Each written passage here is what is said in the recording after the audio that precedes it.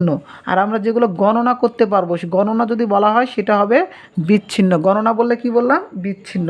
আর দুইটা কথা জানতে হবে, একটি হলো বাস্তব এবং হলো অবাস্তব। এটা মনে রাখবো, অতে এখানে বাস্তব, আর এখানে বিচ্ছিন্নতে যেগুলো হচ্ছে আমরা কি বললাম? গণনা করতে পারবো। অর্থাৎ এগুলো হবে কি সংখ্যা বললাম? পূর্ণ সংখ্যা। এগুলো কি বললাম? পূর্ণ সংখ্যা। পূর্ণ সংখ্যা আমরা বিচ্ছিন্ন বলে মনে রাখবো, আর বাস্তব সংখ্যা যেগুলো সেগুলো অবিচ্ছিন্ন বলে মনে রাখবো। বাস্তবের মধ্যে অবশ্যই দশমিক সংখ্যা থাকবে।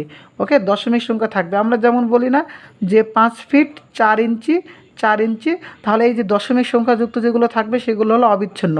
আর যেগুলো আমরা গণনা করতে পারবো, একটা বাড়ির লোক সংখ্যা বলি 5 জন, কিন্তু আমরা লোক সংখ্যা কি 5.5 জন বা 4.5 জন কখনো বলি না, তাহলে বিচ্ছিন্ন চলক জনসংখ্যা এগুলো হতে পারে। তাহলে এখান থেকে আমরা শিখব যে পরীক্ষার নম্বর এটা হবে বিচ্ছিন্ন, পূর্ণ সংখ্যা বিচ্ছিন্ন, নির্দিষ্ট মান এটাও বিচ্ছিন্ন, পরিবারের সদস্য সংখ্যা গুণে বের করা যায় শিক্ষার্থীর সংখ্যা, এগুলো প্রত্যেকটা বিচ্ছিন্ন। আর অবিচ্ছিন্ন বলতে যেগুলো বললাম, যেগুলো মাপা যাবে, আর যেগুলো বাস্তব সংখ্যা হবে, দশমিক সংখ্যা থাকবে, শিক্ষার্থীর উচ্চতা, যেমন একটা উচ্চতা হইতে পারে যেমন 5 ফুট 4 ইঞ্চি বললাম, সেরকম এইগুলো হলো কি হবে? এগুলো যদি থাকে তবে সেইগুলো হবে অবিচ্ছিন্ন, আর যদি এগুলো থাকে সেটা হবে বিচ্ছিন্ন। তাহলে পরীক্ষায় প্রাপ্ত জিপিএ কোন ধরনের চলক? তাহলে জিপিএ কি হতে পারে?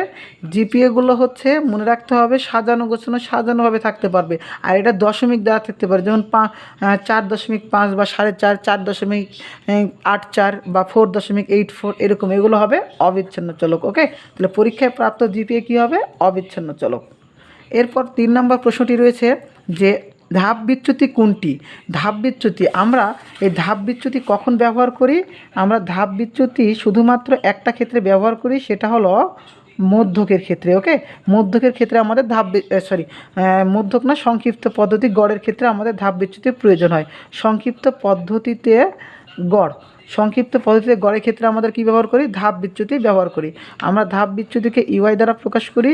ইউআই সমান xi মাইনাস এ ভাগ এইচ, xi মাইনাস এ ভাগ এইচ। xi বলতে যেটাকে আমরা এই যে এখান থেকে যেগুলো আমরা মধ্যমানগুলো বের করি, সে মধ্যমান, একে আমরা বলি আনুমানিক গড়। কি বললাম? আনুমানিক গড়।